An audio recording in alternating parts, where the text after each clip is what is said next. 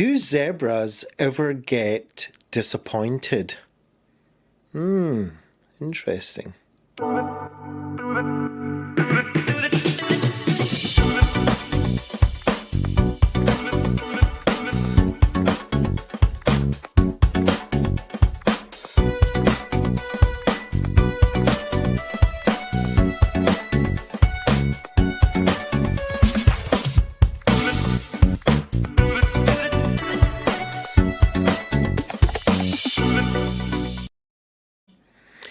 As human beings, we have an amazing brain, a wonderful mind, the ability to think and problem solve. It's actually quite incredible. But we also have an amazing ability to kind of jump into the future and bring it back. And we are able also to kind of paint that future in different ways. Just give you a kind of an example. Let's say I see a wonderful piece of chocolate cake on the counter there. And I think to myself, I would really like to have a piece of that chocolate cake.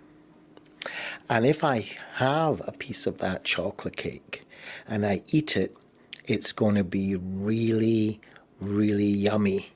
And I'm going to get a wonderful sense of pleasure eating such a wonderful cake.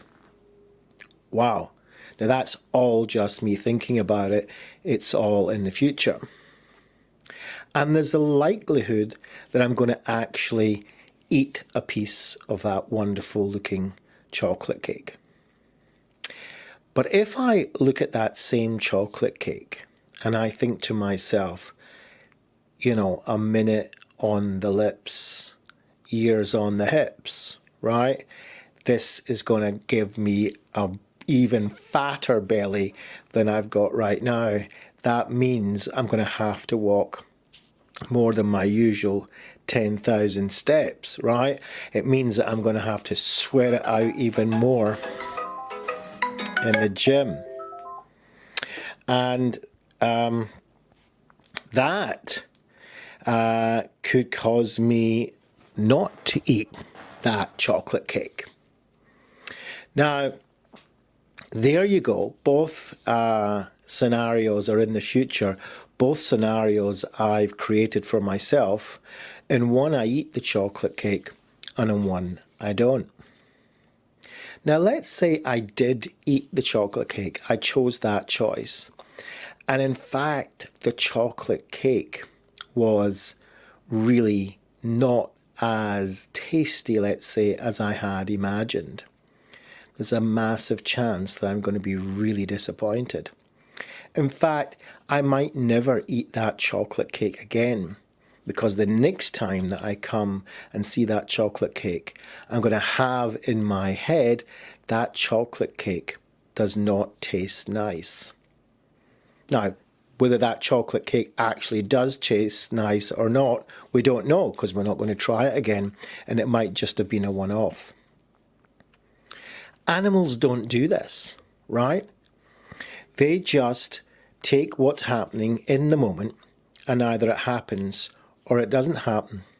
They don't say, you know what, tomorrow we're going to do this and this, and if it doesn't happen, you know, that's going to be really upsetting. But, you know, well, maybe we won't do it. Because who wants to be upset, you know, as all the zebras are talking to each other? I think we're just going to hang out in camp tomorrow, said one zebra to the other, and not even bother going hunting or eating grass, whatever it is zebras do, right? So, getting back to my 12-week challenge, this is something that had been holding me back before I started this challenge, is that I kind of created this future that possibly my course is not actually going to be very good in some way or another. And I can add whole different types of qualities to why it wouldn't have turned out. And I just avoided doing it because who wants to go through that? But also I can create a different transformation of stimulus. That is, I can put a different picture onto it. And today's book, The ABCs of Human Behavior, explains this quite well. In fact, if I actually paint my future, if you like, with something that might be a little bit more advantageous to me, a little bit more pleasurable to me, there's a good chance that I will transfer to those properties a pleasant experience rather than an unpleasant one. And that might just kind of motivate me a little bit more. And we're doing this all the time. So if we're doing this all the time, why can't we choose experiences that might be more pleasurable to us than ones that are not? And of course, there's always exceptions to the rule to that. My point is this.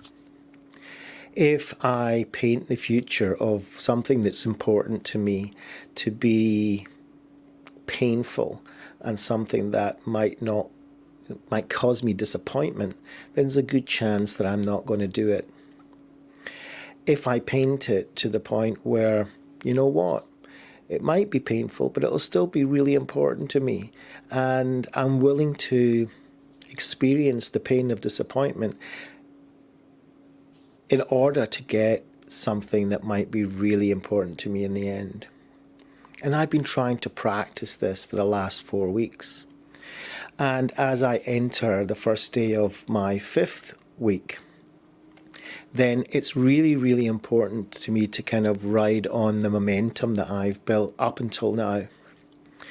And so today I start a live course that I'm going to be recording, and there's people coming into that.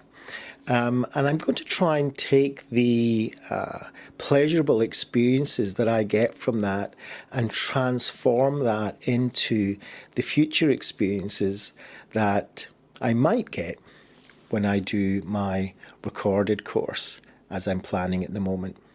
Anyway, hope that was useful to you somehow, and I'll let you know how I get on. Dov Benyaacov-Kurtzman has embarked on a 12-week daily live challenge to disseminate a mixture of knowledge, combining his hand-picked golden nuggets from his personal library together with his decades of experience and learning. He is doing this as a committed action to service his values of contributing and helping others, using himself as the subject of this exercise. Despite his feelings of awkwardness, anxiousness, and shame, which usually forms a barrier of uncomfortableness within, holding him back from accomplishing his goals. Dov Benyaacov-Kurtzman is an accomplished psychotherapist and clinical social worker with many years of learning and experience. And yet his self-disclosure of his vulnerability and openness is to demonstrate the human condition that we all experience from time to time. Disclaimer: the contents of this podcast, such as text, graphics, images, and other material contained on the podcast, are for informational purposes only. The content is not intended to be a substitute for professional advice, diagnosis, or treatment. Always seek the advice of your mental health professional or other qualified health provider with any questions you may have regarding your condition. Never disregard professional advice or delay in seeking it because of something you have heard on this podcast.